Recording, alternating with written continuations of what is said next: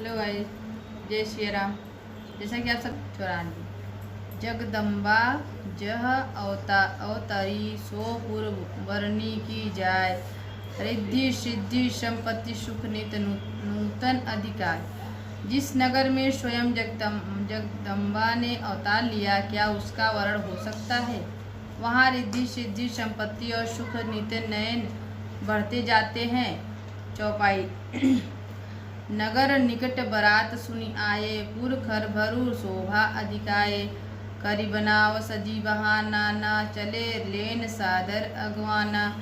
बरातों को नगर के निकट आई सुनकर नगर में चहल पहल मच गई, जिससे उसकी शोभा बढ़ गई।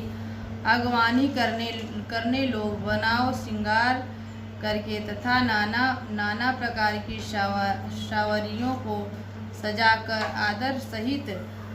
आदर सहित बरात को लेने चले। यह हर से सुर से निहारी, हरि देखी अति भय सुखारी। शिव समाज सब जब देखन लागे, भीडरी चले वाहन सब भागे। देवताओं के समाज को देखकर सब मन में प्रसन्न हुए, और विष्णु भगवान को देखकर तो वह बहुत ही सुखी हुए।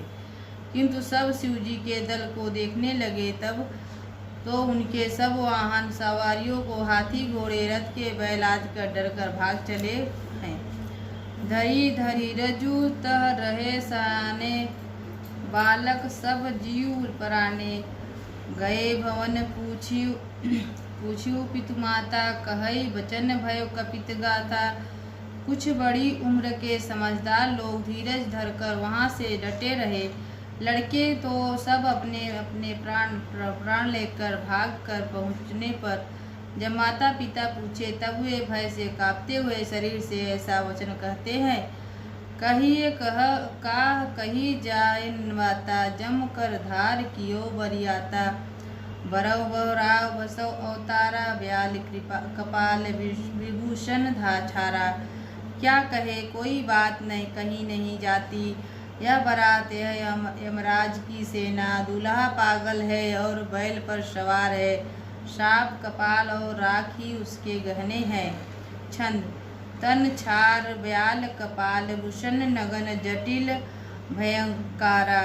संग भूत प्रेत पिचास जोगिन, विकट मुख रजनीचर जो जियत रही। बारात देखत पुण्य बढ़ते ही कर सही।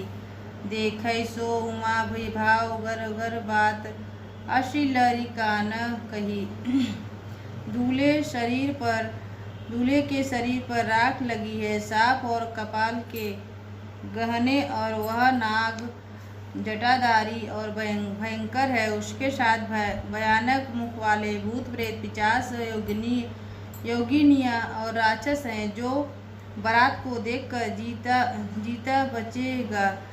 सचमुच उसके बड़े ही पुण्य हैं, और वही पार्वती का विवाह दिखेगा। लड़कों ने घर घर यही बात कही। दुआ नंबर यहाँ पे 9095। समुझी महेश समाज सब जननी, जनक मसुकाई। बाल बुझाए विविध विधि, निडर होर डरु नाहि।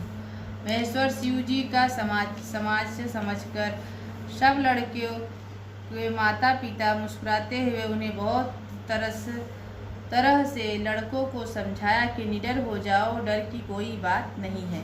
चौपाई। लय अगवान बरात ही आए, दिह सबय अंजनवास सुहाए। मैना। शुभ आरती सवारी संग सुमंगल गावई नारी। अवगान लोग बारात को लिवा लाए, उन्होंने सबको सुंदर जनवासे ठहरने को दिया। मैना ने पार्वती जी की माता ने शुभ आरती सजाई, और उनकी साथ की स्त्रियां उत्तम मंगल गीत गाने लगी।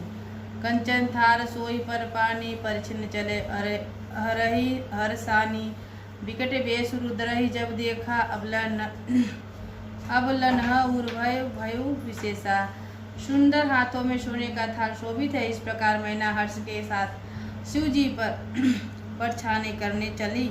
जब महादेव जी को भयानक वेश में देखा, तब तो स्त्रियों के मन में बड़ा भारी भय उत्पन्न हो गया। भाग्य भवन बैठी अति त्रासा, गए महेश जहाँ जनवासा। मैंने हृदय भाव देखूं भारी, लीने बोली गिरीश कुमारी। 5 मिनट। बहुत ही डर के भागकर वे घर में घुस गए और शिव जी जहाँ जनवास था वहाँ चले गए। मैना के हृदय में बड़ा दुख हुआ। उन्होंने पार्वती जी को अपने पास बुला लिया। अधिक स्नेह गोद बैठारी, श्याम सरोज नयन भरे भारी। जेहि विधि तुम्हें रूप अस दीना, तेहि जड़ बरहु बाउर कसकीना। और अत्यंत स्नेह गोद में बैठाकर अपने नील कमल के समान नेत्रों में आंसू भरकर कहा, जिस विधाता ने तुमको ऐसा सुंदर रूप दिया, उस मूर्ख ने तुम्हारे दूल्हे को बावला कैसे बनाया। छंद। कसकीन बर बरहु विधि, जय तुम्हारी सुंदरता दही। जो फलु चाहे सूरत रूही, सो बर बस बबू राही लागय। तुम सहित गिरी ते गिरो, पावक जरव जल निधि महु पयो। घर जाऊ अपजस जासु, होय जग जीवत विवाहु न हो करो। जिस विधाता ने तुमको सुंदरता दी है, उसने तुम्हारे लिए घर वर बावला कैसे बनाया। जो फल कल्प वृक्ष में लगाना चाहिए, वह जबरदस्ती बाबुले में लग रहा है। मैं तुम्हें लेकर पहाड़ से गिर पड़ूंगी, आग में जल जाऊंगी, समुद्र कूद पड़ूंगी, चाहे घर उजड़ जाए और संसार भर में अपकृति फैल जाए, पर जीते जी इस बावले का वर्ष तुम्हारा विवाह नहीं करूं। दोहा नंबर 96।